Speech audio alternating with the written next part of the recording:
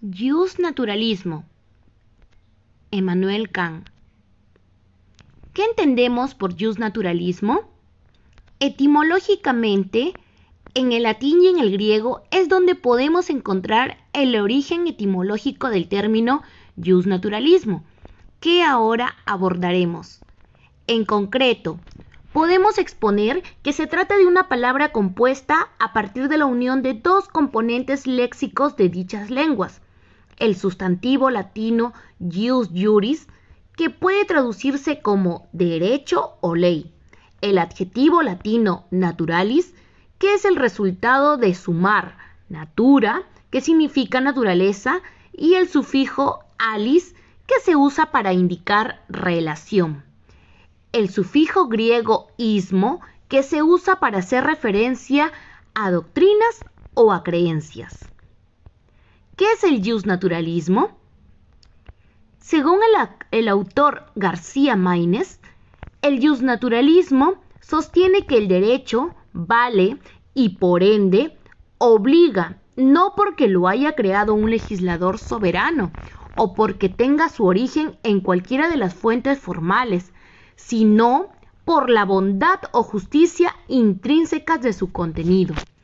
El justnaturalismo supone la existencia de un derecho trascendente y anterior al derecho positivo, derecho que bajo la sombra de la razón de la naturaleza o de Dios es asumido como el único orden regulador de validez universal, al que los hombres, guiados por la recta razón. Debemos tener en cuenta que el justnaturalismo forma parte del derecho natural. Es por eso que ahora vamos a abordar el tema de el justnaturalismo y el derecho natural. El derecho natural nace y se funda en la naturaleza humana. El fundamento del derecho natural implica, en síntesis, que todo derecho supone como sujeto propio un ser racional y libre, y que existe en el hombre instintos legítimos e ilegítimos, admitiéndose como derecho solamente lo que dictan los instintos legítimos, para lo que será preciso una regla basada en la esencia misma de las cosas, en la razón, para distinguir estos de los ilegítimos. Características. Para el justnaturalismo, la naturaleza es algo que existe per se, o sea, independientemente de nuestra voluntad y de nuestra fuerza. Se rige por una línea de principios que son de carácter universal e inalterable, que dan base a las leyes jurídicas positivas, y aquellas que no cumplen con dichos parámetros o vayan en contra son consideradas ilegítimas. Es de rasgos atemporales, porque no se rige ni cambia por la historia, sino que ésta es innata en el ser humano, en su cultura y en su sociedad. El justnaturalismo en la edad antigua, media y moderna. Edad antigua. En el significado de la palabra naturaleza se observa una evolución en el pensamiento griego, desde su consideración de naturaleza física hacia su progresiva desmaterialización. Aristóteles, Cicerón, Gallo, Ulpiano, Paulo. Aristóteles elaborará la diferenciación entre lo justo por naturaleza y lo justo por convención. Esta distinción la aplicará a los tipos de leyes, estableciendo el antecedente del derecho natural. Así diferenciará la ley particular, la que cada pueblo se atribuye a sí mismo, de la ley común conforme a la naturaleza. Cicerón desarrollará una división tripartita entre el jus civile, derecho particular de cada pueblo, y el jus gentium, derecho universal, y el jus naturale, que fundamente las prescripciones de ambos. Aquí no queda claro el carácter natural o convencional del jus gentium, pero expresa con nitidez el sentido de la ley humana. Gallo distingue el jus civile derecho peculiar de cada pueblo, del jus gentium, derecho establecido por la razón natural para todos los hombres. Ulpiano recupera la denominación jus naturale, siendo el derecho común a todos los animales, el jus gentium común a todos los hombres y el jus civile peculiar de cada ciudad.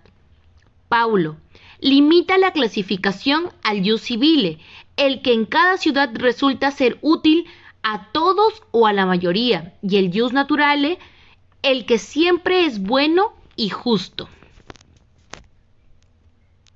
Edad Media. En esta época se entiende el aspecto racional del derecho natural, vinculado a la divinidad. La razón se orienta teológicamente.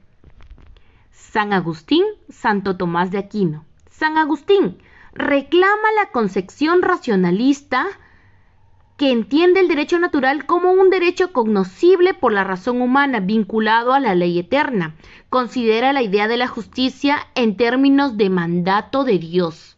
Santo Tomás de Aquino reformula la división tripartita que estableciera San Agustín a partir de la consideración del universo cristiano como una creación de Dios que lo gobierna por medio de la ley eterna.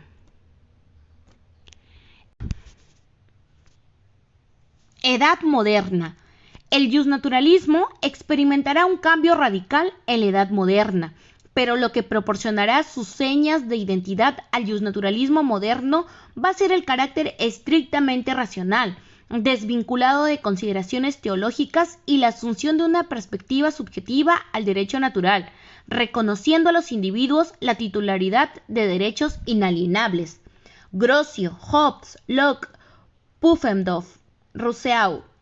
Grocio es el primer representante de la escuela del derecho racionalista y entiende que el hombre no es solo un ser racional, sino también social, lo que le lleva a explicar el origen de la sociedad civil. Hobbes define el estado de naturaleza del hombre como un estado de inseguridad, de guerra, fundamentando un pacto de cesión a la autoridad de todos los derechos individuales en beneficio de la paz y el orden. Locke defiende la idea de pacto social, sin embargo, considera que el estado de naturaleza es vivir guiados por la razón, disponiendo de derechos innatos generados por la acción del trabajo. Pufendorf opina que el estado de naturaleza del hombre es un estado de debilidad e indigencia, lo que le lleva a buscar inseguridad para su vida y sus derechos asociándose a otros hombres. Rousseau delinea un estado de naturaleza caracterizado por la bondad del hombre, que le permite vivir preservando su libertad e igualdad. Es a partir de la aparición de la propiedad privada cuando se generan las desigualdades y se hace necesario acudir al contrato social. Tipos de justnaturalismo. Justnaturalismo metafísico de los griegos y los romanos, justnaturalismo teológico de los medievales y el justnaturalismo racionalista de los modernos.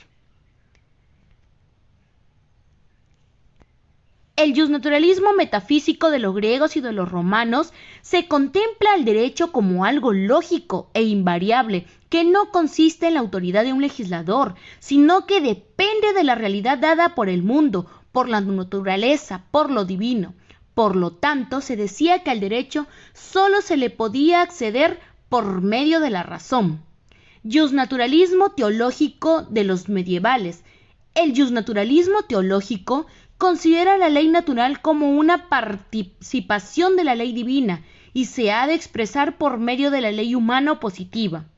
Justnaturalismo racionalista de los modernos. El justnaturalismo racionalista empieza por otro lado a suprimir o eliminar las concepciones de la ley divina, aunque no en su totalidad.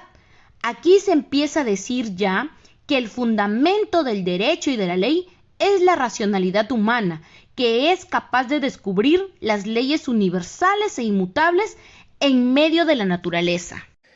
Emmanuel Kant y el justnaturalismo. Kant hace una división general del derecho. Primero, como ciencia sistemática. en donde nos dice que el derecho se divide en derecho natural y en derecho positivo. El derecho natural es aquel que se funda en principios puramente a priori, y el derecho positivo es aquel que se funda en la voluntad del legislador. Esta es la división objetiva del derecho. Segundo, desde el punto de vista subjetivo, en el cual nos dice que el derecho sirve como facultad moral para poder obligar a los otros. Y el derecho se divide en derecho natural y en derecho adquirido. El derecho natural es aquel que nos corresponde por nuestra propia naturaleza humana. Y el derecho adquirido es aquel que nos corresponde por la determinación de una ley, de una norma o de un juez. Es decir, por la determinación de un tercero. El sistema científico del derecho. Nos divide el derecho en derecho natural o derecho privado. El derecho natural o derecho privado es aquel que se identifica con el derecho propio del Estado de naturaleza estatal. Y el derecho positivo o derecho público o civil es aquel que dinamiza el poder estatal e incluye al derecho privado. La concepción de Leo Strauss. Él nos dice que el derecho natural es un concepto de naturaleza opuesto al convencional. Nos menciona también que en la historia se han sucedido dos concepciones del derecho natural. La primera, una concepción clásica, aristotélica tomista, en la cual nos menciona que el derecho está según el orden establecido por la naturaleza. Y la segunda concepción, por Hobbes, Locke y los jurisconsultos de los siglos XVII al XVIII, el cual nos dice que el derecho está arraigado en la naturaleza humana, considerada una naturaleza totalmente racional. Como conclusión, Kant sustituye el derecho natural clásico y moderno por una teoría del derecho racional. Asimismo, sigue el ejemplo de Copérnico y lo materializa en su obra La crítica de la razón pura. Podríamos decir que no es el derecho positivo, el cual es el legal, el que se rige por el derecho natural, que es lo legítimo, sino el derecho natural el que se constituye como derecho por el derecho positivo. Diferencias entre el iusnaturalismo y el iuspositivismo.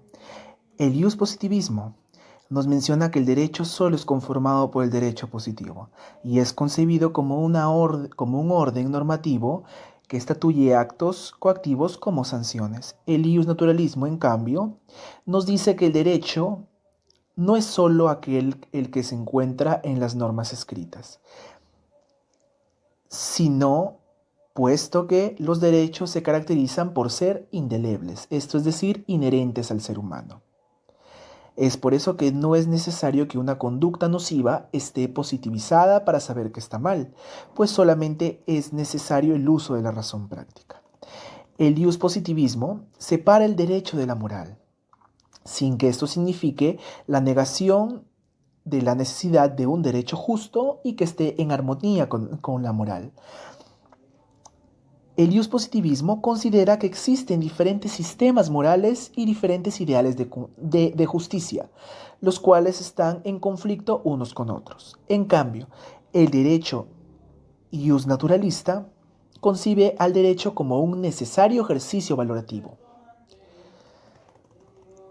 El iuspositivismo nos señala que el derecho es creado por la voluntad humana, es decir, es un acto de voluntad humana y es producto del hombre. En cambio, el iusnaturalismo nos dice que el derecho está supeditado a la voluntad divina y está compuesto de verdades eternas. El iuspositivismo también nos señala que el derecho no depende de principios. En cambio, el iusnaturalismo nos señala que sí depende de principios y de valores, de naturaleza universal, eterna e inmutable. El iuspositivismo nos señala que la validez del derecho reside en su existencia. En cambio, el iusnaturalismo nos señala que la validez del derecho reside en la necesidad del bien común, en garantizar la igualdad y la tolerancia. Diferencias entre el iusnaturalismo y el realismo jurídico. El iusnaturalismo ofrece un fundamento racional al discurso jurídico, fundando elementos morales. Y el realismo jurídico aplica un carácter retórico al concepto del derecho. Su contexto pragmático ofrece componentes que rompen con la esteticidad y se busca una solución pragmática.